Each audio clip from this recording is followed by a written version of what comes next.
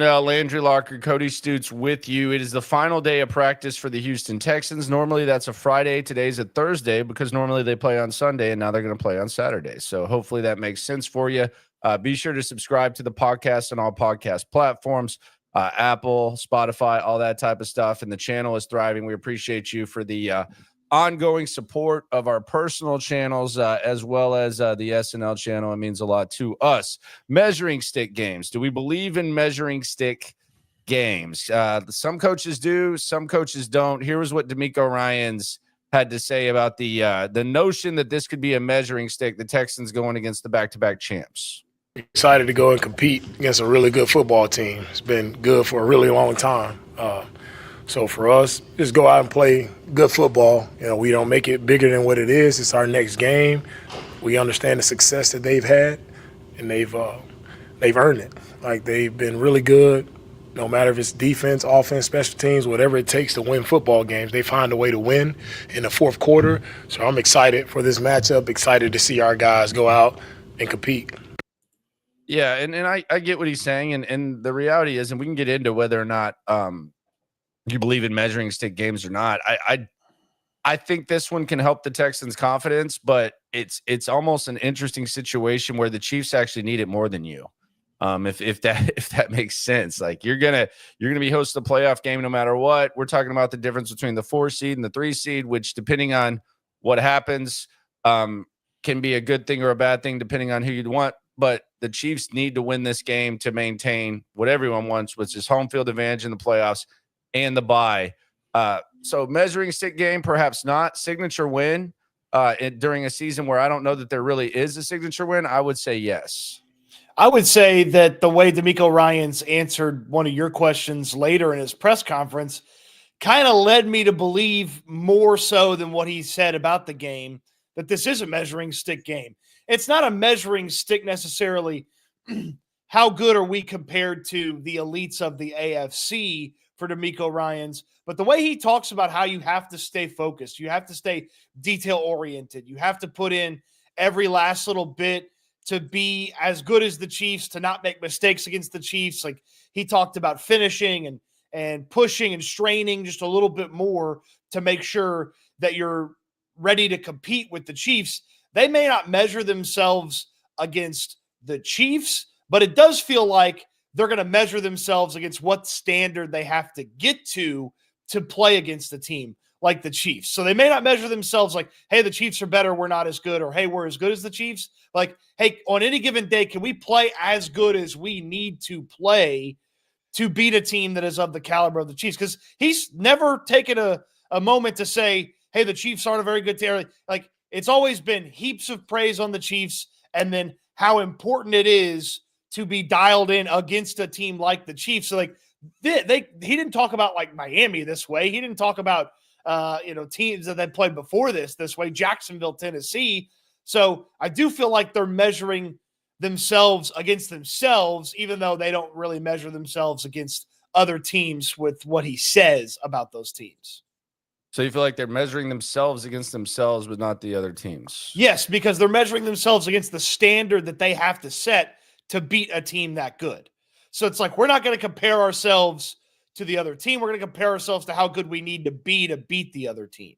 Yeah, I mean, he did mention, how they find a way to win, but I mean, that's obviously the gold standard. So, I mean, if you can go on the field and beat the gold standard of winning in the last, over a half decade, then I think that helps. If they lose the game, though, do I think any different of the Texans? Not really. This is not, it's not the consequences aren't too heavy. I think the health is the main goal, but I think there's a layer into how they lose that could change how you feel. Well, I think there's definitely a layer into that. Like, you can't get blown out by the Chiefs. I know that sounds, I mean, to some people that might sound crazy, but I mean, they're not a blow you out type of team. Like, you have to look competent. So we'll see how that looks. What about the quarterback? Let's hear what CJ Stroud is. SNL, Landry Locker, Cody Stoots with you. You've been going live 2 times a day with you, and we're rolling with you throughout the season and the off season. Here's CJ Stroud talking about what he thinks about this measuring stick notion. Yeah, I mean, I think every game is that, the learn where you match up against guys, and I thought, on film they have a lot of great players. They play well together. They've been playing together for a long time, and just add, new pieces that fit their system well. So, I think they do a great job, and, excited to match up against them. All right. So, that's kind of generic. You always want to see how you wins. They keep score, all that type of stuff. I do feel like the players, there is a little bit of, hey, let's see how good we are against those guys. Like, as much as the coaching staff doesn't want it to be that way, I do think that some of the players probably think, all right, we go beat Kansas City, we can beat anybody. Yeah. And I mean, I think you should, I think you should feel that way. It might be the same thing with Baltimore. I mean, you've never beaten Baltimore, so there might be too. It just depends how they approach it. I think we'll get a better grasp of what that looks like after the year. But the one thing that I think is kind of clear is you're going to get Kansas City's best shot. Like you're going to. This is not a you catch them slipping. This is not a the Buffalo Bills didn't have this guy, this guy, this guy, this guy. This is you're going to get Kansas City's best shot. Now, Patrick Mahomes is obviously banged up with the ankle, doesn't have a high ankle sprain. That was a lie. But you're going to get Kansas City's best shot. So there is that. And quite frankly, I think the most interesting element of contending teams right now is what Hollywood Brown looks like with the Chiefs. Hollywood Brown, nobody's going to say that Hollywood Brown is a wide receiver one, but if Kansas City, like when you talk about like making trade deadline moves and you talk about, the Bills traded for Cooper and other teams, this is basically their trade deadline move on an offense that really, really needs more explosive players. So they've already added Nuke Hopkins. He seems to be gelling pretty well there. And now you're adding Hollywood Brown. You have Xavier Worthy. You're still going to have Kelsey in the middle of the field. I do think when it comes to looking at these teams, we kind of know what Baltimore is. We feel like we have a decent grasp of what the Texans are, although the defense can elevate. There's a chance that Kansas City looks completely different and like a much improved version of themselves. Maybe not even this Saturday because it's going to be trying to get him back, although Andy Reid does some weird things where he'll try to get you acclimated pretty quickly. But there's a chance that this is a different Kansas City team than what we've seen. And oh, by the way, they have the best record in the league despite that. This could be the best post-Rashee Rice version of the Kansas City Chiefs. Obviously, he was really good to start the season. He got hurt early on, and then they've sort of had some, figure it out moments, added Hopkins, but now with Hopkins, Worthy's a little bit more involved. Like it feels like he's finally getting acclimated and had some success there against Cleveland last week. They get Hollywood Brown back. That's another weapon. Kelsey's been better here in the back half than the front half. Maybe he's put down the podcast equipment a little bit. Of course, that's what that scout from Kansas City claimed was the reason Kelsey wasn't as good. We talked about the other day. But not age. This is one of the better versions of Casey in 2024 that you're going to get. And with them, having lied about Mahomes' ankle, yeah, he's got an ankle injury, but full participant in practice a couple of times. He's going to play. You're going to get the full force of Kansas City in this matchup. And that's going to be a great test for your defense because there's not many okay, we got a plan for everything type of matchups that you're going to get the better than the Kansas City Chiefs. So it gives you a nice little, okay, this is what our defense can be against a team that has the potential to be the best offense in football because they have the best quarterback in football. Gives you an opportunity to figure out some of the things that they do well. If you see them again, because, DeMeco Ryans is very much on recent history with teams. He doesn't like to go too far back at least that's what he says. He likes to go too far back on teams. So, if you get Kansas City this week, a few weeks from now, you're going back to Kansas City to play the Chiefs again. You'll have a good, understanding of what they're doing at this point in the season to get ready. So it's almost like a fact-finding mission where you find out about them, but you also find out how good your defense can be against Mahomes right now. Yeah, they got the pretty explosive number 3 receiver, depending what he can do. Hollywood thing. I saw in the comments. Russell Spicer says, "When's the last time Hollywood Brown was good?" And then he put out his stats. I mean, yeah, in Arizona, he's their number 3 receiver. They didn't bring him in to be number 1. Now do the Texans 3 receivers down. I mean, it's it's not as a number 3 receiver. That's kind of a scary thought, especially in that offense. You can say that about Nuke Hopkins, really. Like before Nuke went there, it was, man, this guy looks washed. Nobody really wanted him. He's looking pretty good. So I mean, we were talking about Hollywood as a free agent for the Texans, and I thought on a 1-year deal that would have been a good thing. But yeah, he's your number 3 receiver. The Texans' number 3 receiver is John Mechie, Robert Woods, or Xavier Hutchinson. I think we can figure out the difference in that. Not good. Yeah, it's not ideal, and that's just another thing for them to put out there. Will Joe Mixon go? We saw Joe Mixon yesterday on the practice field. He's talking like he wants to go. He's talking like he's going to do whatever the hell he wants to do. Will Joe go?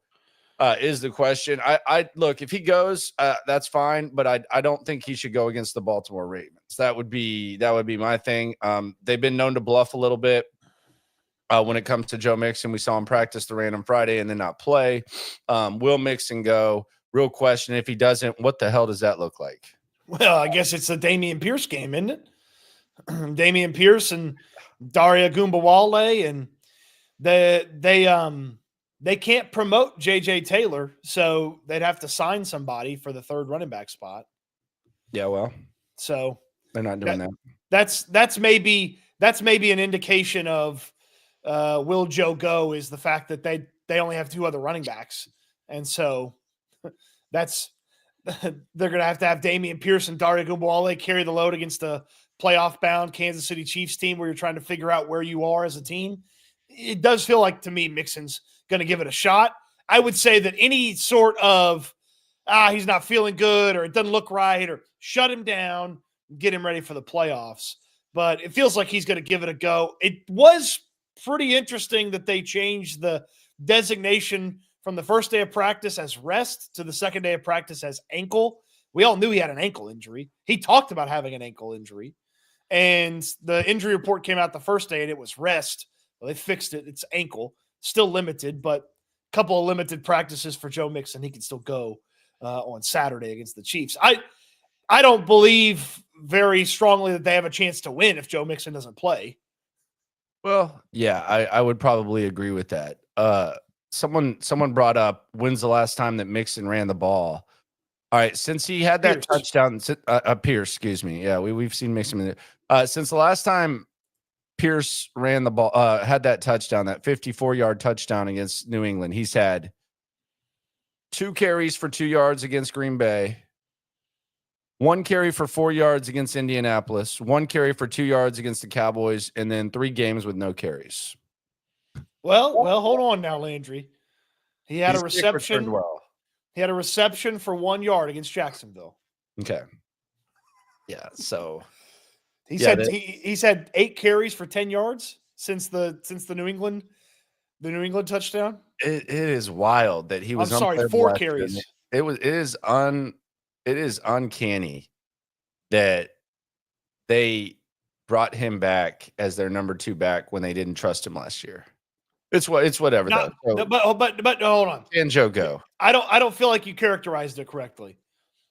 Not only did they have him back, he was the unchallenged number 2 running back. He immediately got his opportunities to be the number 2 guy, and even in May or whatever it was, April, DeMeco Ryans was talking about the 1-2 punch of Mixon and Pierce. Like, unchallenged on offense for the running back 2 spot.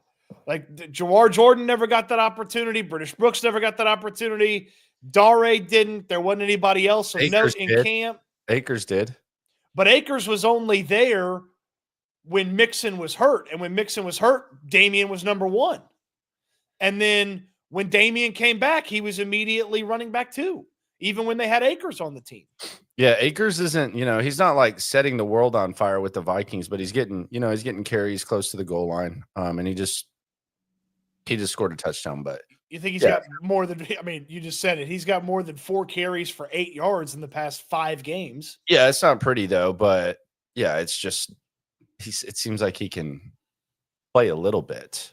He's got 9 games and 211 yards and a touchdown since he got to Minnesota. Yeah. Yeah. It is what it is. So we'll see. We'll see what it looks like if if Dameon Pierce gets that opportunity. Derek hopes Dameon Pierce proves everyone wrong. Proves who wrong? The coaching staff's like giving him the RB2. Yeah, I hope he does a good job too. I like Dameon Pierce. What's he gonna do?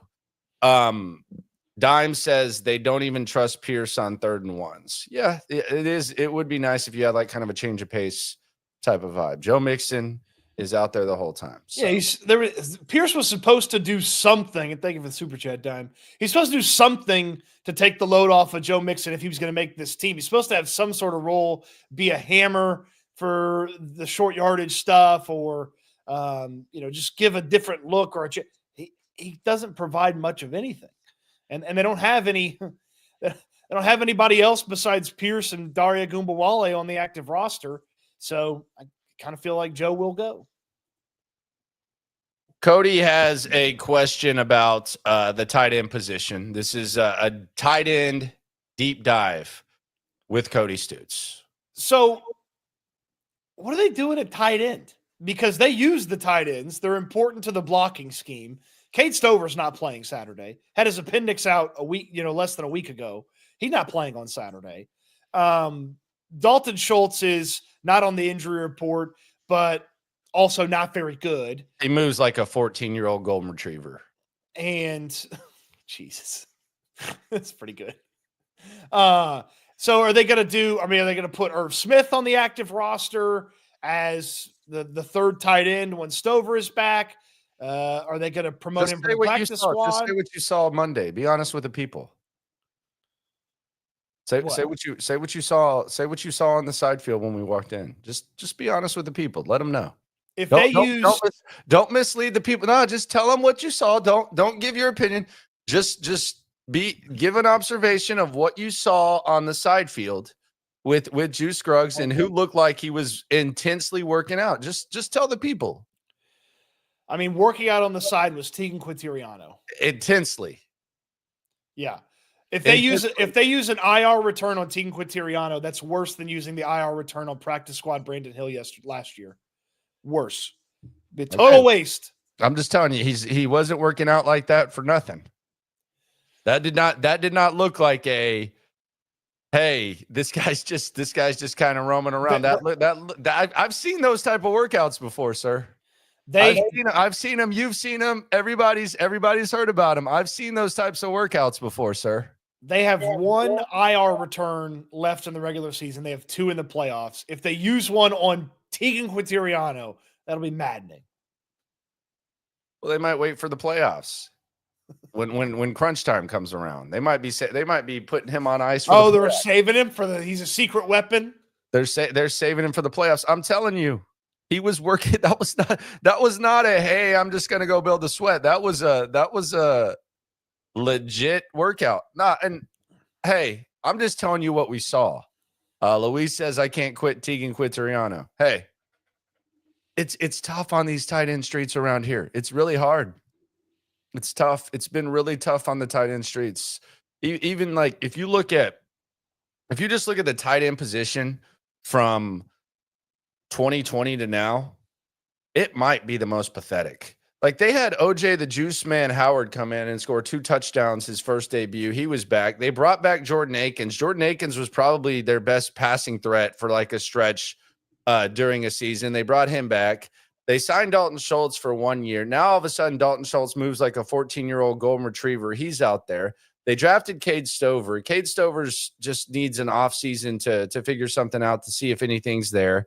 Brevin Jordan, the one thing that actually kind of matured and developed during that, he gets hurt during the most anticipated season. Then you're talking about Tegan Quintiriano. You're talking about bringing in Irv Smith. Like, it's been really hard in these tight end streets. So Quintiriano's just kind of hung around. They can't quit him. They get rid of him. They bring him back. That's how bad the tight end position is. He got a shot in training camp, and then they let him go. They signed him off practice squad. He's back. He gets hurt again because that's what he does. And I guess maybe he's going to be an IR return down the road. I mean, of all the guys on IR, he's the only one that's mobile, that can move around. None of these other IR guys are coming back. Yeah. Like, So just get ready for it. Okay, but that doesn't help. That doesn't help Saturday. Like they can't just go into this game with one tight end on Saturday. Well, the biggest problem with the tight end position, I think, is kind of the wide receiver position, because they might be as bad at wide receiver 3 down than they are at tight end 1 down on the depth chart. So, like when you, and this is the offensive defensive thing, and I teased this yesterday. Matt Burke kind of said something pretty interesting about team building that I want to get into, but I think we can kind of connect it to here on SNL with Landry Locker and Cody Stoots. So when Christian Harris gets hurt, D'Amico Ryans, he adjusts the way in which he does things, and he puts Jalen Petrie at nickel, and they're basically running a 4-2-5 defense pretty much. And it worked greatly. Like it worked greatly, and they have Jimmy Ward to do that. And they're not running like a traditional defense like they have in the past. It's a much different look. And that's an adjustment to what your personnel is, what you don't have, and what you do have. And it can be about personnel and it can be about coaching. But the point I'm making is they should not be using the tight ends as much as they do. Like in a perfect world, like there should be some sort of alternative to figure out what to do, instead of just using Dalton Schultz in like a Kyle Juszczyk like blocking role or something like that. Like there should be like, you should realize, oh damn, Brevin Jordan's not here. Maybe we should like go 3 wide more. Maybe we should go 4 wide. Maybe we should spread it out a little bit more. Problem is you have John Mechie, Xavier Hutchinson, and Robert Woods at wide receiver. So that could be the problem, and it could be multiple things. So I don't want to just sit here and say the coaching staff doesn't adjust. But it is just kind of hilarious that you, like, every time you see Dalton Schultz in motion and you see him at fullback, you're like, okay, well, Mixon's going to have to make at least one guy miss. Like, it's not they don't change the way that they do things. And I'm not saying the reason why, but it's just so much different. Everything on defense and offense is just so much different and unproportional, from personnel to development to, like, look at the way these guys have developed. Like, John Mechie's still the same exact guy that he's been since he got here. Let's just be serious. Xavier Hutchinson, like the notion that Xavier Hutchinson could be like a Noah Brown light, that's dead. Tank Dell has produced at a level that we couldn't have even fathomed, given all the guys that went down, the opportunities. And the offensive line's gotten worse when there's more guys there. You look on the defensive side, Jalen Petrie's awesome. Derek Stingley was already really good. He's even better. Jimmy Ward in the nickel role is good. Tim Settle's having the best year of his career. Will Anderson's coming off being defensive rookie of the year. He's even better. Daniil Hunter hasn't missed a single beat. These linebackers that we don't even know about, which have lower expectations than Hutchinson and Mechie, these guys are playing good. Like it's just not proportional. But it's just crazy because the tight end position, as thin as it maybe already was, it's still used just as much to do stuff that they claim they want to do.